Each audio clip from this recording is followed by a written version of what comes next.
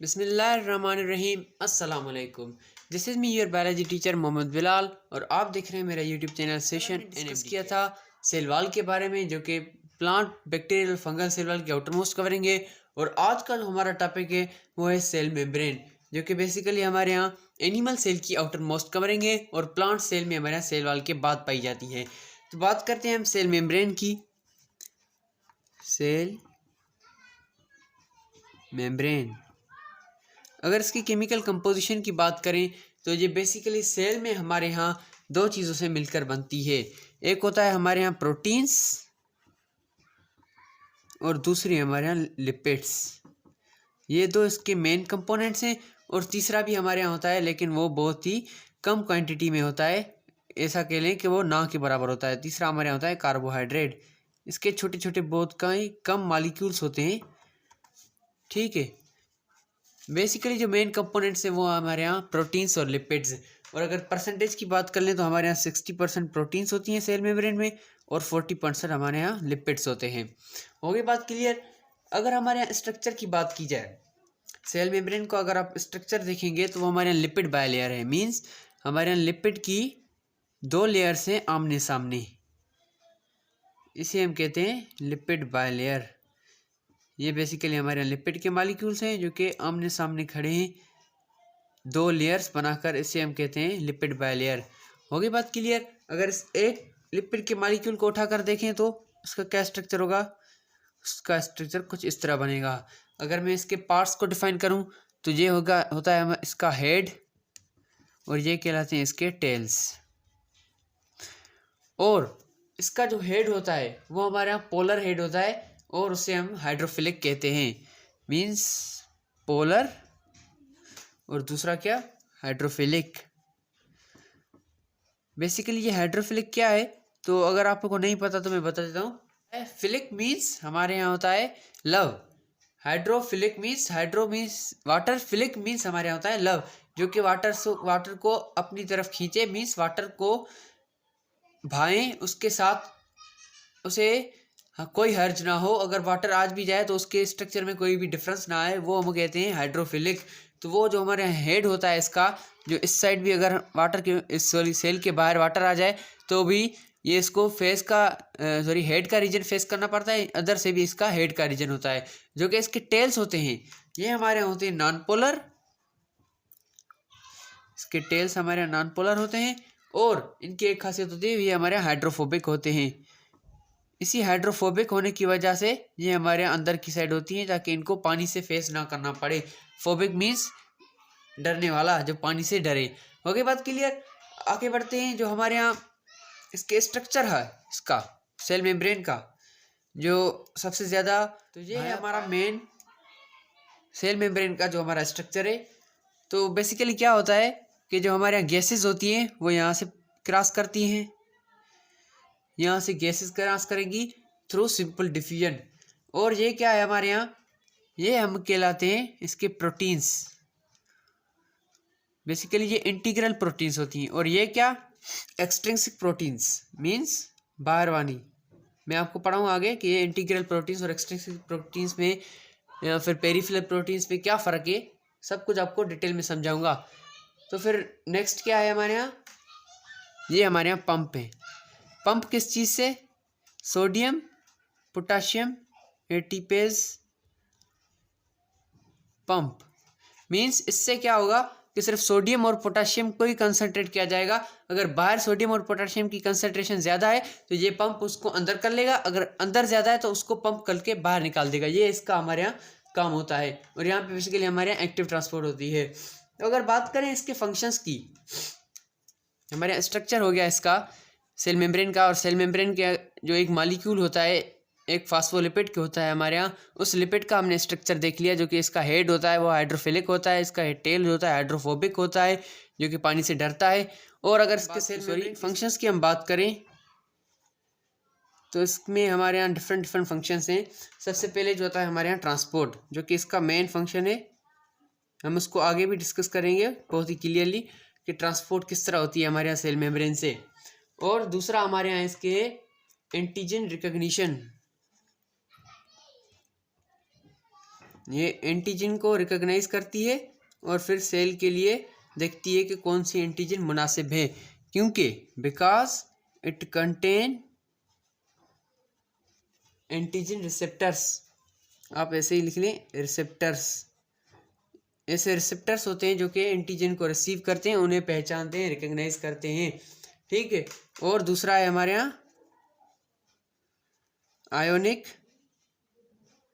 Concentration gradient. ये क्या भला है? मैंने आपको पढ़ाया कि सोडियम पोटेशियम एटीपेज पंप होते हैं हमारे यहाँ। तो बेसिकली सोडियम और पोटेशियम हमारे यहाँ आयन्स हैं। सोडियम का आयन हो गया और पोटेशियम का आयन हो गया। तो इसी की कंसंट्रेशन की बात कर रहा है आयोनिक कंसंट्रेशन ग्रेडियंट, जो कि सेल मेम्ब्रेन होता है हमारे यहाँ सोडियम और पोटेशियम की आयोनिक कंसंट्रेशन को मेंटेन रखता है। बाहर को देख के अगर बाहर ज़्यादा है तो अंदर कर लेता है, और अगर अंदर ज़्यादा है कंसंट्रेशन तो वो उसको पंप करके बाहर निकाल देता है। इसे हम कहते हैं आयोनिक कंसंट्रेशन ग्रेडियंट। ये काम भी हमारे यहाँ सेल मेम्ब्रेन का ही होता है। और दूसरा सीक्रेट सब्सटेंस। सीक्रेट सब्सटेंस क्या होता है हमारे यहाँ? जो आपको गर्मियों में पसीना आता है ज़्यादा काम करने की वजह से, अगर आप धूप में खड़े रहें तो हमारी बॉडी पे पानी आ जाता है, जो कि हमारे यहाँ बेसिकली सेल मेम्ब्रेन से ही बाहर निकलता है। और क्या होता है हमारे यहाँ कि ये इसके अंदर हार्मोन रिसेप्टर्स लगे होते हैं। हार्मोन रिसेप्टर जो कि ब्रेन से मैसेज आता है और उसे डिटेक्ट करते हैं, वो बेसिकली हमारे हार्मोन रिसेप्टर होते हैं और सेल में डिफरेंट एक्टिविटीज़ करवाते हैं। और इसके साथ एंजाइम्स भी होते हैं जो कि मेटाबॉलिज्म को तेज़ करवाते हैं, इंक्रीज कराते हैं हमारा मेटाबॉलिज्म रेट को। हो गई बात क्लियर? और अगर बात करें हम फंक्शंस में से ट्रांसपोर्ट की, तो ये हमारे यहाँ एक बहुत ही बड़ा टॉपिक बन जाएगा कि सेल मेम्ब्रेन के थ्रू जो भी हमारे ट्रांसपोर्ट होती है उसमें बहुत सारे इसके किस्म होते हैं। मैं आपको बहुत ही कम समय में शॉर्ट आपको समझाता जा रहा हूँ कि ये ट्रांसपोर्ट हमने सेल मेम्ब्रेन का स्ट्रक्चर कर लिया, उसके डिफरेंट पार्ट्स को एग्जामिन कर लिया, और उसके जो हमारे यहाँ लिपिड बाइलेयर है उसको भी हमने देख लिया बहुत ही क्लियरली। और उसके बाद इसके जो प्रोटीन्स होते हैं, मैंने प्रोटीन्स के बारे में नहीं बताया कि जो इसके यहाँ अंदर प्रोटीन्स होते हैं, मैंने आपको बताया था एक ये प्रोटीन हो गया, एक ये प्रोटीन हो गया। ये हमारे यहाँ दो टाइप्स होती हैं प्रोटीन की। एक कहलाती है हमारे यहाँ एक्सट्रिंसिक और पेरिफेरल।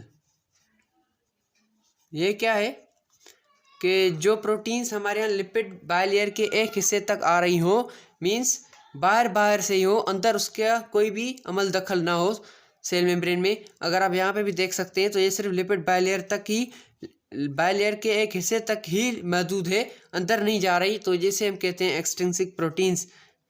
ठीक है। और दूसरा हमारे यहाँ किस्म था इंट्रिंसिक प्रोटीन्स, और उसका दूसरा नाम क्या है था? इंटीग्रल। एग्जाम में किसी भी नाम से आ सकता है। हो गई बात क्लियर? तो जो हमारे यहाँ इंट्रिंसिक या फिर इंटीग्रल प्रोटीन क्या थी आप देख सकते हैं, जो कि लिपिड बाइलेयर में एम्बेडेड हो, मीन्स उसमें पूरी तरह बुनी हुई हो और एक हिस्से से जाकर दूसरे हिस्से से हमारे ज़ाहिर हों सेल मेम्ब्रेन से, वो हमारे यहाँ कहलाती हैं इंट्रिंसिक प्रोटीन्स। बेसिकली ये हमारे यहाँ क्या एग्जांपल बनाती हैं कि जो आपने फ्लूइड मोज़ेक मॉडल पढ़ा था कि जो प्रोटीन्स होते हैं लिपिड बाइलेयर में, like the icebergs in the sea, तो ये वही एग्जांपल है कि हमारे यहाँ ये प्रोटीन्स क्या है? Intrinsic proteins. तो हम पढ़ रहे थे ट्रांसपोर्ट कि बेसिकली ट्रांसपोर्ट में हमारे यहाँ 3 किस्म होते हैं सेल मेम्ब्रेन के थ्रू जो हमारे ट्रांसपोर्ट होती है। पहली होती है एक्टिव ट्रांसपोर्ट, दूसरी बल्क ट्रांसपोर्ट, तीसरी पैसिव ट्रांसपोर्ट। जो एक्टिव ट्रांसपोर्ट होती है उसमें क्या होता है हमारे यहाँ एनर्जी कंज्यूम होती है, मीन्स अगर किसी पार्टिकल को अंदर से बाहर जाना है या फिर बाहर से अंदर आना है तो उससे एनर्जी लगेगी। और दूसरी क्या है हमारे यहाँ? Bulk transport. ये भी बेसिकली हमारे यहाँ एक्टिव ट्रांसपोर्ट का ही किस्म कहलाता है, लेकिन इसका थोड़ा सा जो कॉन्सेप्ट है वो डिफरेंट है। मैं आपको समझाऊंगा कि किस तरह, लेकिन इसमें भी हमारे यहाँ एक्टिव ट्रांसपोर्ट होती है, मीन्स एनर्जी कंज्यूम होती है। बात करते हैं पैसिव ट्रांसपोर्ट की, तो ये विदाउट एनर्जी होता है, इसमें हमारे यहाँ कोई भी एनर्जी कंज्यूम नहीं होती, चीज़ें ऐसे ही विदाउट एनर्जी के अंदर से बाहर जाती हैं और बाहर से अंदर चली जाती हैं। तो सबसे पहले हम पढ़ते हैं एक्टिव ट्रांसपोर्ट। एक्टिव ट्रांसपोर्ट के हमारे यहाँ 2 किस्म होते हैं, एक है प्राइमरी एक्टिव और दूसरा सेकेंडरी एक्टिव। मीन्स जब छोटी चीज़ अंदर आए तो उससे कम एनर्जी लगेगी, उससे हम कहते हैं प्राइमरी एक्टिव। जब बड़ी चीज़ आ जाए तो उससे कुछ ज़्यादा एनर्जी कंज्यूम होगी तो सेकेंडरी एक्टिव। दूसरा है हमारे यहाँ bulk transport. Basically bulk transport में हमारे यहाँ दो किस्म में, एंडोसाइटोसिस और एक्सोसाइटोसिस। नाम से ज़ाहिर है, एंडो मीन्स अंदर, एक्सो मीन्स बाहर। तो एंडोसाइटोसिस क्या है कि एंडोसाइटोसिस मीन्स सेल के अंदर ऐसा प्रोसेस जो कि कुछ बड़े से बड़े पार्टिकल को सेल में अंदर ले आए, उसे हम कहते हैं एंडोसाइटोसिस। उसके हमारे यहाँ दो टाइप्स हैं, एक है phagocytosis means intake of solid particle. यहाँ पे एग्जाम्पल मैंने बनाई है कि एक पार्टिकल आता है सेल मेम्ब्रेन के करीब, फिर सेल मेम्ब्रेन अपना स्ट्रक्चर चेंज करके उसको ऐसे घेर लेती है, फिर अपने आप को सीधा कर लेती है और पार्टिकल सेल के अंदर चला जाता है। ये हमारे यहाँ होती है फेगोसाइटोसिस। और अगर बात करें पिनोसाइटोसिस, तो यही पार्टिकल जो अब हमारे यहाँ लिक्विड में हो, ये क्या था, सॉलिड पार्टिकल, कोई फूड हो सकता है, और ये क्या लिक्विड पार्टिकल कोई केमिकल वगैरह हो सकता है, उसे भी सेल मेम्ब्रेन ऐसे अपना स्ट्रक्चर चेंज करके अंदर कर ले तो हमारे यहाँ कहलाता है पिनोसाइटोसिस, जो कि हमारे यहाँ एंडोसाइटोसिस का एग्जाम्पल है और इसमें एनर्जी कंज्यूम होती है। तो बेसिकली यहाँ पे क्या बचता है, एक्सोसाइटोसिस। तो अगर हम इसी प्रोसेस को उल्टा कर लें, एक पार्टिकल आ गया यहाँ पे, सेल मेम्ब्रेन ने अपना कर्व बना लिया, फिर सेल मेम्ब्रेन खुल गई और ये पार्टिकल आउट हो गया और फिर सेल मेम्ब्रेन अपनी जगह पे आ गई, तो ये क्या कहलाएगा, एक्सोसाइटोसिस। ठीक है, यहाँ पे हमारे यहाँ बल्क ट्रांसपोर्ट पूरा होता है। उसके बाद है हमारे यहाँ पैसिव ट्रांसपोर्ट। अगर पैसिव ट्रांसपोर्ट की बात करें तो उसमें हमारे यहाँ दो टाइप्स हैं, डिफ्यूजन और ऑस्मोसिस। डिफ्यूजन में हमारे यहाँ उसके भी दो टाइप्स हैं, और ऑस्मोसिस आपको समझा लूँ कि सॉलिड पार्टिकल्स का इंटेक होना, सॉरी लिक्विड पार्टिकल्स का, कि अगर वाटर स्पेशली जो वाटर आएगा उसका इंटेक होना हमारे यहाँ क्या कहलाएगा, ऑस्मोसिस। अगर डिफ्यूजन की बात कर लें तो एक होती है हमारे फैसिलिटेटेड डिफ्यूजन, दूसरी होती है सिंपल डिफ्यूजन। अगर फैसिलिटेटेड डिफ्यूजन की बात करें, डिफ्यूजन का मीन्स होता है, उसकी बेसिक अगर माना देखें तो क्या बनेगी कि किसी चीज़ में घुस जाना बिना, विदाउट परमिशन के। हो गई बात क्लियर? इसे हम कहते हैं डिफ्यूजन। मीन्स अगर आप देखेंगे तो डिफ्यूजन का प्रोसेस ऐसा ही होता है कि पार्टिकल आया और ऐसे ही सेल के अंदर घुस गया। तो फैसिलिटेटेड डिफ्यूजन को हम देखेंगे कि जो बड़े बड़े पार्टिकल्स होते हैं वो हमारे यहाँ क्या करते हैं कि जो प्रोटीन मॉलिक्यूल होता है उसमें से गुजर जाते हैं, क्योंकि वो लिपिड में सॉल्युबल नहीं होते, तो वो हमारे यहाँ प्रोटीन से गुजर जाते हैं और प्रोटीन उन्हें इजीली अंदर जाने देता है। जैसे कि हमारे होता है ग्लूकोज, ये एक बड़ा मॉलिक्यूल है और ये लिपिड बाइलेयर से अंदर नहीं आ सकता, तो ये इजीली हमारे यहाँ प्रोटीन से अंदर आ जाता है, सो के सेल के अंदर चला जाता है, जो बेसिकली सेल को इसकी नीड भी होती है। अगर सिंपल डिफ्यूजन की बात करें तो जो हमारे यहाँ लिपिड बाइलेयर से ही चीज़ें अंदर चली जाएँ तो उसे हम कहते हैं सिंपल डिफ्यूजन, जो कि हमारे यहाँ ज़्यादातर गैसेज होती हैं, ऑक्सीजन एंड कार्बन डाइऑक्साइड।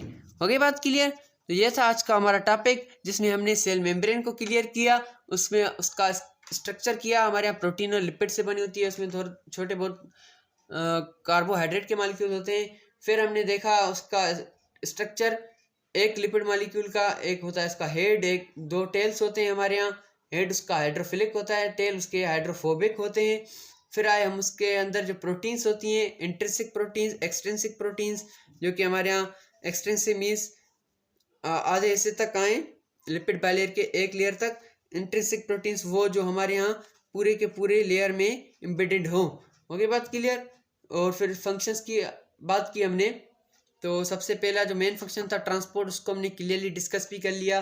उसके बाद था एंटीजन रिकग्निशन, मीन्स किसी एंटीजन को रिकग्नाइज करना क्योंकि उसमें रिसेप्टर्स लगे होते हैं।